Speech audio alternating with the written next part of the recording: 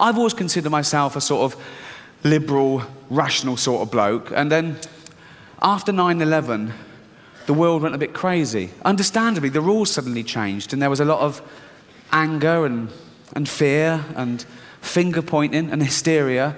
And I still tried to remain rational in it all. I'd be in the pub with friends, and I'd be going, no, you can't say that. That's a generalisation. Oh, you just read that. No, you don't. That's not true. That's a received wisdom. That's not. No, you can't tar everyone with the same brush. No, it's still the safest form of transport. It's 16 million to 1. Trying to remain rational. That's in a pub. When I'm flying, it's more like, check him again. Can we? What the fuck? What? He's getting on my... Can I check him? Can I fucking check him? But that's fear.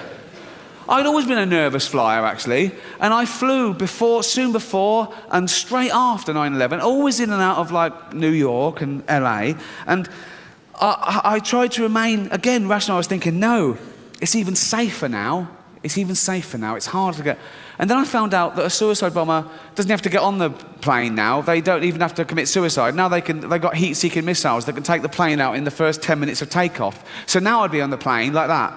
Right, we're out of range. Now who's got the bomb, right? I flew a couple of weeks after 9/11, and it was an internal flight from New York to LA. And we get off. I go, right, we're out of range, okay. And I'm still a bit nervous. And I said to the air hostess, have you got any magazines? And she went, quite loud and blasé, she went, no, honey, we've got no magazines. We've had to undertake severe cutbacks because we're one of the companies being sued over 9/11. Don't mention 9/11. Surely a new rule book went round. Don't mention 9/11 when you hand out the chocolates. Just, you know. 2, don't say severe cutbacks. Because I don't think of magazines anymore. When you say severe cutbacks, I think of a bloke in an aircraft hangar earlier that week going, do we really need all these rivets? So, what terrible bedside manner that is. I mean, I take first-class flights everywhere. You wouldn't have it any other way. I sort of do it for you, really. And some of those flights cost 10 grand. And for 10 grand, in a disaster, I expect my bit of the plane at the front to gently break off and float down to a desert island. It doesn't. I'll die with the rest of you fucking losers. That's not fair, is it? I know you tried to save me, but you couldn't. I'll probably be the only one mentioned on the news. You'd be 450 others, so that's something, I suppose, isn't it? No, so, I'm flying all the time, right? And then it happened, okay? I was flying back from New York, 9:25, BA, first class, to London, JFK.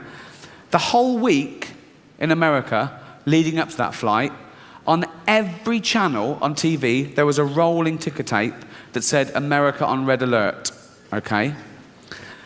And every bulletin said, we have an intel that there's going to be another 9/11.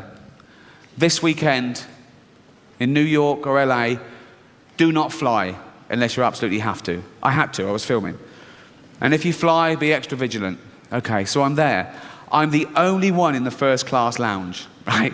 And I'm still trying to remain philosophical about it. I'm thinking, right, today's the day you definitely don't try and get a bomb on the plane. Do you know what I mean? You think, no, everyone's, wait till Monday, right?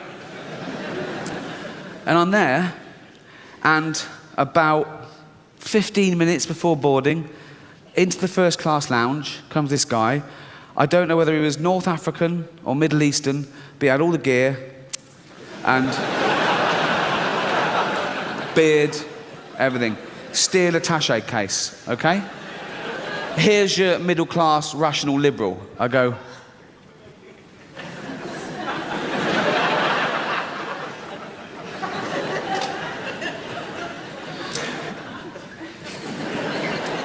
I'm suddenly just engaging staff in inane conversation. I'm going, flight on time?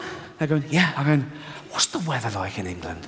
And they're going, oh, it's like they're going to go, oh, it's a bit there he is, right? It didn't happen, right? So now I'm stewing on this, all the things For the week leading up to it, there's going to be a 9/11, it's going to be here, it's going to be today, it's going to be New York. Oh my God, right? But now I'm in two minds. There's a fight between good and evil, between rational and irrational, okay? So, this one goes, oh, that's a suicide bomber. Don't be stupid. What do you know? That's what they look like. Why'd you say that? There's a picture of him on every page of the Daily Mail. So, don't be stupid. It's a cliche. Don't be stupid. Then he makes a phone call. I can't understand what he's saying, but he sounds a bit angry, right? This one goes, oh, we made a phone call. This one goes, you just made a phone call. Yeah, but not in foreign. Just shut up, stupid. Why do you think that? Look at the beard. He's been checked. He's been checked the same as us. Do they check the beard? Yeah, they check the beard. They check the beard, okay? And then I'm sort of, it's all going ahead, and I'm sort of looking at him absent-mindedly, sort of staring at him. And he catches me looking, and he goes like this. This one goes, oh, he knows. This one goes, no, he knows why you're looking at him. He's had that sort of prejudice, that shit for fucking months. Stop looking at him, shut the fuck up, right? But this one starts winning. The fear starts beating the rational, okay? So going, well, I said it would be today. Yeah, I know, but what? But the statistics, well, they're up today, aren't they? They're up. Yeah, but don't give it, it won't happen to us. They said that on 9/11. Yeah, but what about all the checks? Well, they find new ways of getting past our detection. Then we have to up our game, and that's how it...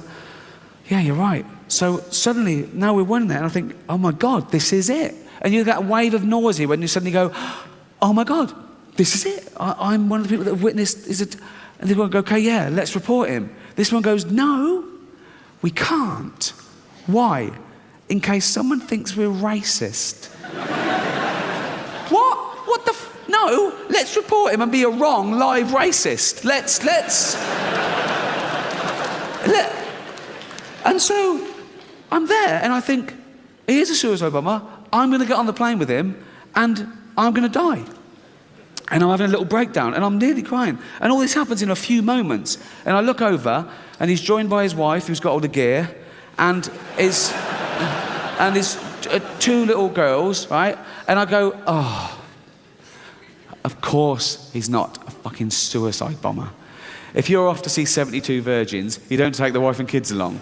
So, and I got on the plane and I was sort of relieved and embarrassed, and I saw the funny side of it, and of course he wasn't a terrorist. He was a businessman and a family man. He was playing with his little girls who kept running up and down, bumping into my chair. He wasn't doing anything. And he was sort of like scaring them, and they were screaming at the top of their voice. Like, after half an hour, I was hoping someone would blow the fucking plane up, right? But a really weird thing happened during that period. I got so worried about terrorist attack that I started taking private jets and helicopters everywhere, just because I was so rich. No. So welcome to my new show. A bit worried about what to charge. I thought 25 quid's a lot of money. And I looked at other TV comedians that were charging less than me, and I thought, oh, fuck it, you get what you pay for. Some people charge 25. Jim Davison, live at the 25. Strictly no spastics. It's up to Jim, they put him off. It's a word you don't hear very often, isn't it? Spastic. Again, in the 70s, all the rage. No, but they changed their name. Not the society. Individuals, they weren't...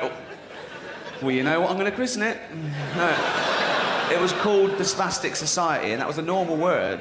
And they changed their name to Scope.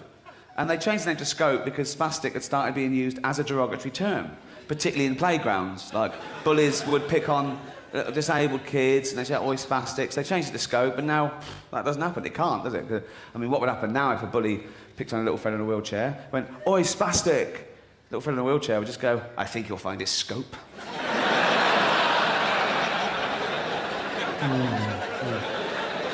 Oi, Scopy! Oh, fuck!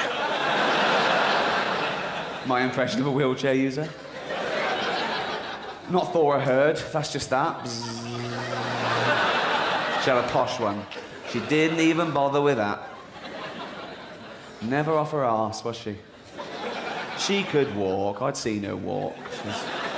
She'd go shopping in one of those things, all the way home, right up to the front door, key in the door, straight in the stair lift. Feet haven't touched the ground yet. Up to the bathroom. Oh, lowered into the bath. Never off her arse. Give her an award, she's up there like a fucking greyhound.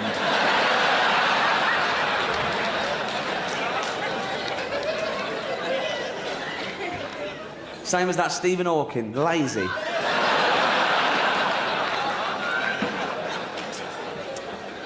Most intelligent man on the planet, and I'm having a go. Brilliant. Most intelligent man on the planet, but not such a good judge of character. Happily married. Kids. Nurse. And now, according to some, my lawyers have told me to say,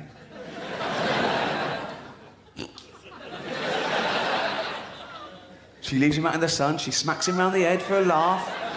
Isn't that terrible? He must be thinking, oh, what happened to all the fucking blowjobs? Whack. Ow. Spell the whole word. Ouch. But there's no evidence. The charges were dropped. So that's not how he got the cuts and bruises. It's probably all the skateboarding he does. I've never been a fan of bestiality. I'm sure you're not either. But there was a kid in my class who was fascinated by it. Right? He wasn't into it, but he was like 14 or 15, and anything like weird or incredible. He was the king of the apocryphal tale. There was one, he came in once. We were about 14 or 15, remember? And he came in, and I swear he actually said this, okay? It's a little bit disgusting, but he said, I apologise, right? But he did say this, right? And he came in, he said, if you want a really good wank, right, go on. Like we're 14, like we need tips. He said, what you do is, right, you sit in the bath, right, fill it with water, you get an erection, and you get the water level so your helmet's like a little island, right? Yeah, go on. Yeah, go on. Yeah. Effort, right? He said, and then you get a blue bottle or a big fly, right? Oh, this is the really horrible bit. You pull its wings off, and you put it on your helmet. Yeah, put it on your helmet. And he said, why? Because it can't fly or swim, it runs round and round really fast. And that makes you come. Oh, these dirty little...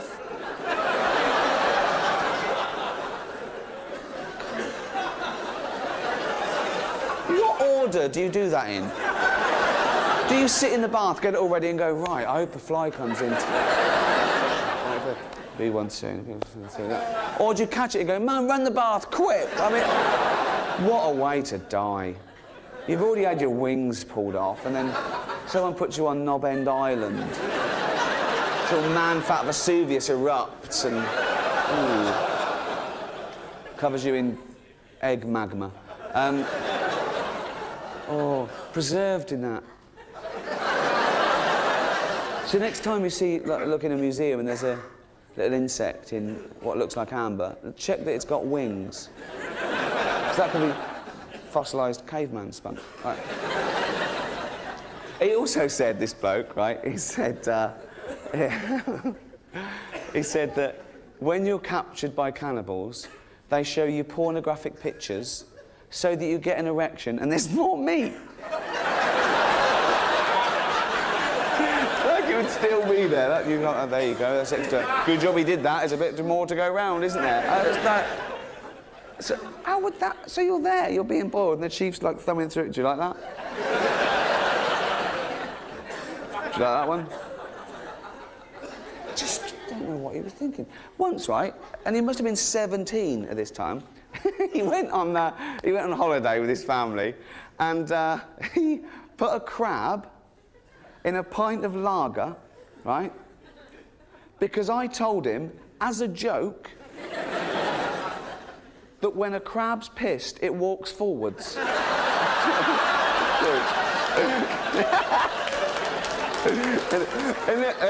And when he came back, he was so smug, he went, "You're talking shit, Gervais."